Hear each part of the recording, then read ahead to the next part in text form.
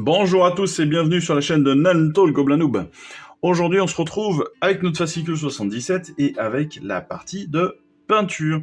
Alors c'est une partie un petit peu spécifique parce que en effet on va avoir une partie pure peinture et on a un triptyque cette semaine et je vous propose que l'on débute par justement ce triptyque. Triptyque que je notifiais comme étant un peu tardif, je trouve, dans la collection. Pourquoi ? Eh bien parce que tout simplement, on va le voir, ce triptyque en fait il reprend simplement les techniques que l'on a pu apprendre au fil de l'eau dans notre collection, et je trouve très honnêtement que ça aurait pu être proposé dès le départ. Surtout que ça ne nous apprend pas grand chose, c'est vraiment on reprend les informations et on nous dit dans quelle partie on va s'en servir, vous voyez, et encore. Donc je trouve pas que ce soit hyper intéressant de nous donner ça au fascicule 77. On aurait pu l'avoir en tout début. Voilà, surtout qu'on nous dit cette fiche de référence couvre les techniques que vous avez déjà apprises en peignant votre collection. Vous voudrez peut-être le punaiser au mur de près de votre espace de travail. Le recto traite des techniques de base et le verso des techniques plus avancées. Pourquoi nous donner ça au 77 ? On nous l'aurait donné tout de suite. On aurait vu qu'en effet, on allait avoir les techniques de base directement comme cela sur notre recto et les techniques avancées sur le verso. Ce qui aurait fait quoi ? Si on avait eu dès le départ, on ne se serait pas inquiété pour certains. C'est-à-dire qu'on aurait pu se dire, bon, ok, je ne sais faire que ça, mais c'est normal. Je vais apprendre justement à bien faire mes sous-couches. Et peut-être en passant 1, 2, 3 couches de sous-couches. Peut-être justement en prenant l'information là, ah oui d'accord, si je regarde sous mes figurines, eh bien, il ne faut pas que j'oublie d'examiner par dessous mes figurines pour voir si j'ai bien sous-couché. Est-ce que j'ai bien assez tiré ma peinture ? Est-ce que je l'ai bien dilué ? Est-ce que je l'ai bien mélangé ? Est-ce que j'essuie mon pinceau comme il faut ? Est-ce que je réalise le fait que mon pinceau est toujours une pointe fine ? Comment est-ce que je peins tout simplement des zones détaillées, des grandes zones ? Est-ce que quel est l'ordre techniquement pour peindre mes figurines ? Voilà, toutes ces petites informations-là auraient pu être un super rappel pour un débutant. Et je pense que ça aurait pu rassurer pas mal de gens, parce que beaucoup de commentaires, j'ai pas mal de messages qui me disent « mais je sais pas trop faire, je sais pas dans quel sens, je sais pas quoi faire, je sais pas où avancer, etc. » Et c'est dommage. C'est dommage parce que là, on a ce type d'informations-là et on aurait pu se dire après coup, se dire bon ok, j'en suis là, je sais faire ça, maintenant je vais pouvoir avancer. Et si je sais pas faire le reste, c'est normal, on me l'a pas encore précisé. Et mine de rien, c'est quand même le but du jeu d'une collection comme Stormbringer, c'est d'avancer au fil de l'eau. C'est ce que je vous ai proposé moi avec la chaîne, tout simplement. Et donc en plus de cela, donc il y a évidemment des techniques avancées. Le soclage, alors le soclage c'est pas grand chose, mais on nous l'a appris, vous voyez, peinture 10. Donc c'est dans les techniques de peinture au niveau du 10, voilà, pour avoir plus d'informations sur le soclage. Et pourtant, Dieu sait qu'on n'a pas appris grand chose sur le soclage. Mais le fait de mettre de la peinture technique, le fait de pouvoir rajouter des petits bits comme ça pour animer notre socle et pour lui donner un peu plus de vie, les ombrages. Est-ce que j'ombre intégralement ma figurine ? Est-ce que je vais aller chercher que les creux ? Est-ce que je vais tenter de mettre un peu plus de choses pour que ce soit un peu plus concentré, pour qu'on ait plus de détails ? La reprise, les réaux, les choses comme cela, le brossage à sec, le glacis, comment est-ce que je vais m'en servir ?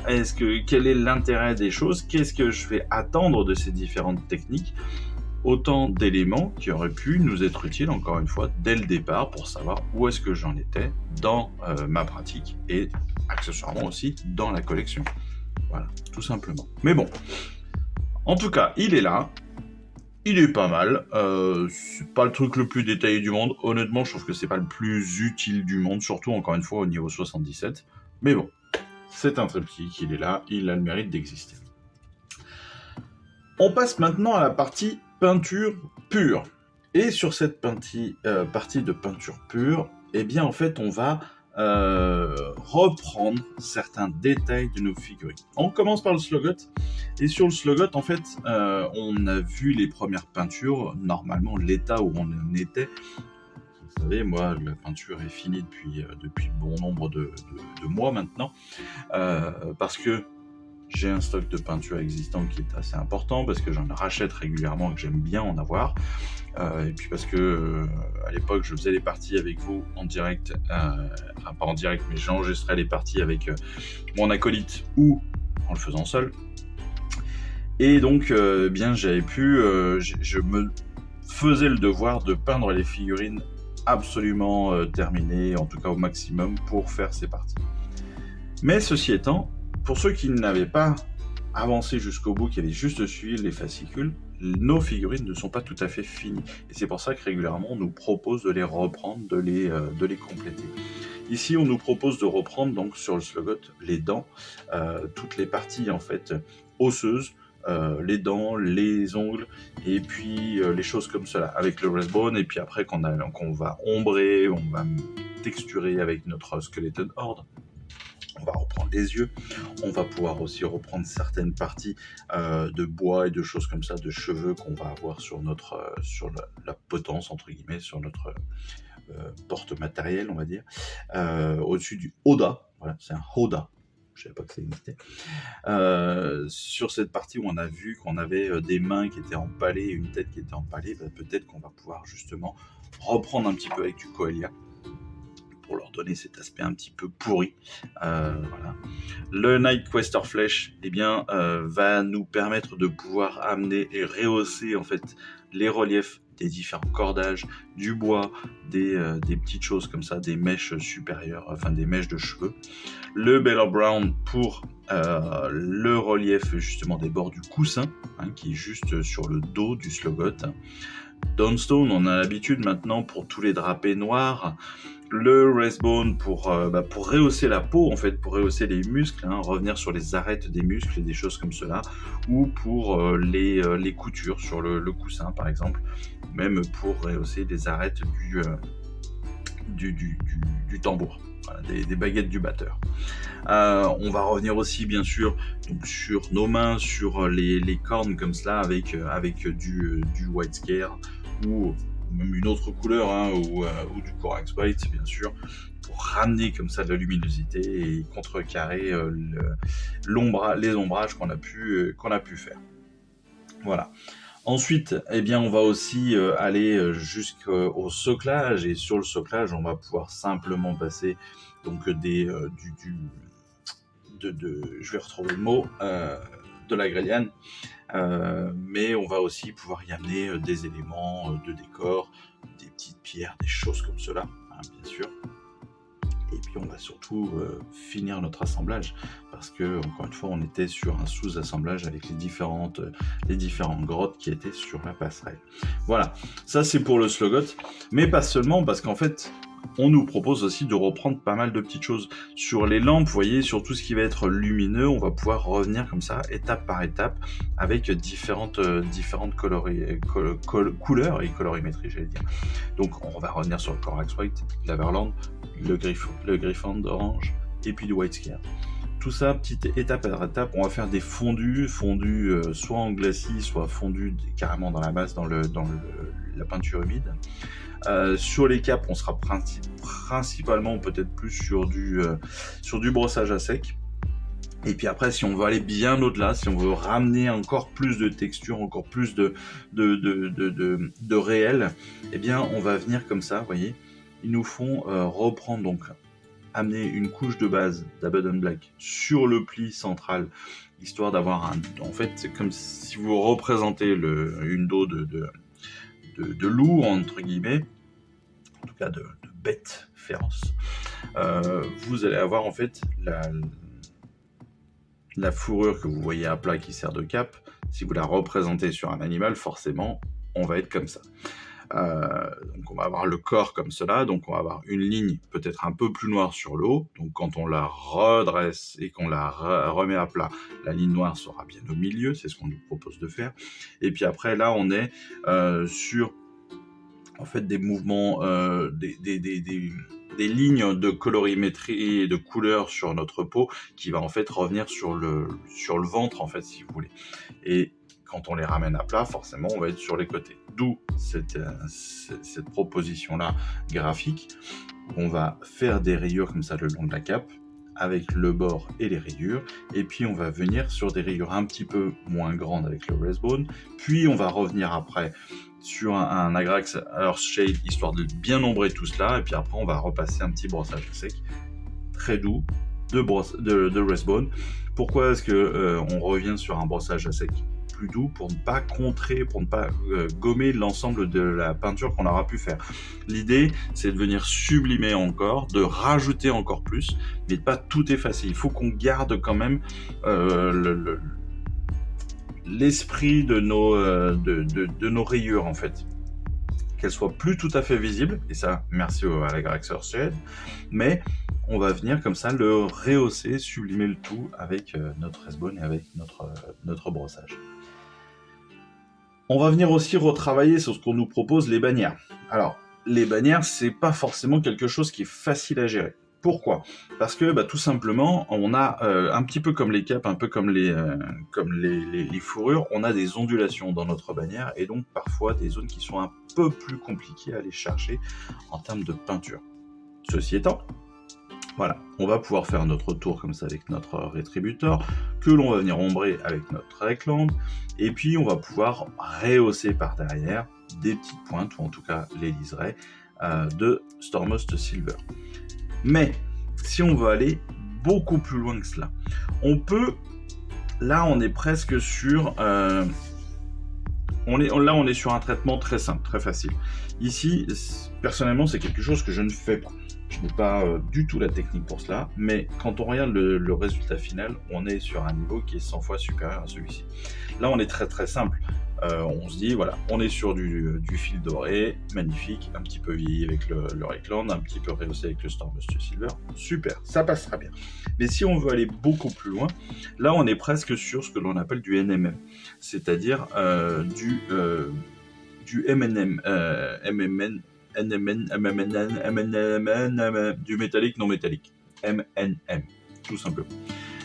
L'idée, en fait, c'est quoi ? C'est d'amener les différentes teintes de couleurs, donc ça va donner le mouvement, ça va faire croire à du métallique sans être du métallique. Et donc, en travaillant par zone. Là, par exemple, vous voyez, on part sur le Beller Brown. Sur le Beller Brown, on va faire tous les contours, tous nos liserés. Ensuite, avec le Catachan, on va pas venir sur l'ensemble des liserés, mais juste sur une partie. On va venir vraiment faire plus que les coins et que sur un glacis très simple. Ce qui va venir aussi se fondre un petit peu avec le Beller Brown. On va venir rehausser toujours en glacis, mais en réhaut malgré tout, en glacis, en Racerbone, sur les parties centrales. Ce qui va donner des points d'éclairage sur le centre de notre bannière. Ce qui fait qu'on va avoir des coins un peu plus sombres et le centre assez éclairé. Puis, on va venir encore appliquer un glacis au Beller Brown. Ce qui fait que on va avoir du marron clair, marron foncé, marron très clair, d'accord ? Donc ça va être notre couleur de base. Et puis après, on va revenir sur des glacis, sur différentes couches de glacis, pour venir en fait amener justement tout cela, tous ces liserés, et amener de la luminosité là où on le souhaite et en amener un petit peu moins là où on en veut moins. Ce que ici le Reckland fait naturellement, mais qu'il le fait sur l'ensemble de la figurine. Là, on est vraiment sur des zones très très particulières. Ça, c'est quelque chose, c'est très technique. Ça demande presque des connaissances alors, ouais, clairement de colorimétrie, mais aussi d'optique, etc. pour amener justement où est la lumière, où est l'ombre, etc. Mais c'est hyper intéressant à travailler, à s'exercer, donc faut pas hésiter. Même si on rate, c'est pas grave, le but du jeu, c'est d'essayer encore une fois. On revient aussi sur la figurine de l'esprit de Durtu, pourquoi pas ? Eh bien, si on ne l'a pas fait, on nous propose de rehausser l'épée de l'esprit de Durtu. Donc on va revenir sur les arêtes, justement, avec de l'Everland Sunset. On va revenir potentiellement aussi, vous savez, sur les runes luisantes qui sont sur ses jambes. Sur ses bras aussi. On va revenir aussi sur le visage, sur la bouche, sur l'œil, etc. Mais on peut aussi aller chercher encore plus loin, en faisant encore une fois presque cette technique de M&M, pardon, en venant donc sur des glacis, sur des couches de glacis plus ou moins importantes pour amener de la luminosité un petit peu sur l'ensemble ou pas de l'épée. Et puis après on va venir finir la pointe avec un réau dans le breastbone encore une fois sur ces arêtes. L'idée est toujours la même sur la peinture. On peut avoir différentes étapes dans notre peinture. Et ça, on nous le dit presque pas assez, je trouve. C'est-à-dire que on peut avoir une première peinture qu'on va appeler peinture de base. Ok, couche de base, on a fait nos couches de base, elles sont colorées, c'est sympa à jouer, enfin c'est sympa parce qu'on sait que nos figurines sont peintes, voilà, on peut être content de nous, etc. Point. Ça peut suffire à plein de gens. Personnellement, ça me suffit très souvent, même si j'aime bien aller à l'étape suivante. L'étape suivante, on va aller, en plus des couleurs de base, on va aller mettre nos ombrages, un petit peu de réau, 2-3 touches de couleurs spécifiques, voilà, des reprises, des trucs comme ça, pour être le plus propre possible. Le tabletop ready, on va dire, c'est moi ce que je considère comme étant la peinture sur laquelle je suis. Voilà, je suis à peu près à ce niveau-là. Et puis après, on a les techniques que moi j'appelle supérieures ou très avancées pour moi, c'est-à-dire vraiment celle-ci, le M&M, les choses comme cela, où on va être vraiment sur la technique, sur la précision, sur d'où vient la lumière, où sont mes ombres, comment est-ce que je dois peindre les choses en fonction. Moi, je sais que je suis plus sur un truc assez généraliste, assez général. Aujourd'hui, on est plus sur la gestion de l'ombre et de la gestion de la lumière, sur une vision beaucoup plus photographique de nos figurines. Chose que je ne maîtrise, moi, en tout cas, personnellement, pas bien, en tout cas pas assez. Et donc, je ne pourrais pas être à ce niveau-là, en tout cas, aujourd'hui. Peut-être que demain, ça changera, mais pour l'instant, je n'en suis pas encore là. Donc, sachez qu'il n'y a aucun problème là-dedans, encore une fois. Le but du jeu, c'est évidemment de progresser à son rythme et de progresser jusqu'où on veut aller. Voilà, tout bêtement. Je vous montre un truc tout bête. Je suis en train de travailler là sur le socle c'est mon socle pour mon champ de guerre. Voilà. C'est pas grand-chose, hein. C'est juste un morceau de bois, hein. C'est que dalle. Je l'ai juste repeint, vite fait, petit brossage à sec dessus, et du flocage avec quelques feuilles, des trucs comme ça. Ça, eh ben, peut-être que pour certains, c'est déjà trop. Pour moi, c'est normal. Voilà. Mais c'est pas encore exceptionnel. Je pourrais rajouter plein de trucs, il y a plein de précisions que je ne fais pas, que je ne connais pas, etc. Mais ça, je trouve que pour moi, c'est cool. Et c'est là où j'ai envie d'aller avec mes figurines. Certains vont me dire, moi je suis là, voilà, je mets un petit peu d'Agrelian et ça me suffit. Parfait. Je vois pas pourquoi on se prendrait la tête. Chacun fait vraiment jusqu'où il a envie d'aller. Bon, aujourd'hui, j'aime bien être à ce niveau-là, essayer de trouver une ambiance pour mes différentes figurines, et c'est ça que moi qui m'amuse. C'est peut-être aussi pour ça que j'aime beaucoup les décors. Voilà, c'est parce que ça permet de donner cette ambiance-là. Mais encore une fois, c'est parce que j'aime ce sentiment-là d'aller à ce niveau-là, d'être sur un tabletop ready. J'aime bien une peinture en tabletop, ça me va très bien. Je suis pas un expert, je sais que je gagnerai jamais la Golden Demon, c'est pas mon but. Si un jour j'y arriverai, peut-être, sait-on jamais, hein, si un jour je m'y mets à fond et que voilà, j'en sais rien. Mais aujourd'hui, c'est pas mon but. Donc, je vais là où j'ai envie et je m'amuse comme ça. Et ça, je vous invite réellement à le faire. Et encore une fois, avec toute la confiance que vous pouvez avoir en vous, parce que très clairement, c'est vous qui peignez, c'est vous, c'est vos figurines, c'est votre armée, c'est votre peinture, c'est votre jouet. Techniquement, c'est votre jeu. Donc c'est à vous de faire en fonction de ce que vous avez envie de faire, tout simplement. Voilà. Bon, j'espère que cette vidéo vous aura plu entre ces différentes petites techniques de reprise ou ce triptyque de techniques de base et avancées. En tout cas, j'espère que cette vidéo vous aura plu encore une fois, que vous n'hésiterez pas à vous abonner si ce n'est pas encore le cas. N'hésitez pas aussi à laisser un petit commentaire positif. Si vous avez un commentaire négatif, c'est que vous n'aimez pas la chaîne. Si vous n'aimez pas la chaîne, désabonnez-vous, c'est pas grave, je vous en voudrais pas. On s'en voudra pas. personne s'en voudra, ça ne sert à rien. Des commentaires négatifs pour faire un commentaire négatif, bah, vous le gardez et puis voilà, c'est fait, comme d'habitude. En tout cas, jusqu'à maintenant, j'en ai jamais eu, donc je vous remercie tous pour justement toute cette bienveillance, même si j'aime pas ce mot, mais clairement, ça fait plaisir d'être bien accompagné en tout cas, et d'être en plus encouragé. C'est ultra sympathique, et j'espère que je vous l'aurai rendu en retour avec mes différents commentaires et retours de commentaires. Voilà. En tout cas, il me reste plus qu'à vous souhaiter une excellente fin de semaine. On se retrouve très vite pour notre petite vidéo de règles. Je vous rappelle, si vous avez vu la découverte du fascicule, eh ben vous le saurez. Mais je pense que ce sera une vidéo très rapide pour les règles. Et puis, au pire, hein, j'ai plus qu'à vous souhaiter une bonne fin de semaine. Et puis, vous dire qu'on se retrouve pour la prochaine vidéo de fascicule. Allez, je vous embrasse. Je vous dis à plus. Ciao. Bye bye. Je vous remercie d'avoir suivi cette vidéo. Si ça vous a plu, eh bien abonnez-vous, lâchez un petit like et un commentaire et suivez-moi sur Instagram où je poste régulièrement des photos de mes dernières réalisations et dernières peintures. Et puis comme il est maintenant de tradition sur la chaîne, je vous souhaite une excellente fin de journée et surtout, lisez bien, collectionnez bien, assemblez bien, peignez bien et jouez bien. Allez, je vous embrasse et puis je vous dis à très vite. Allez, ciao, bye bye.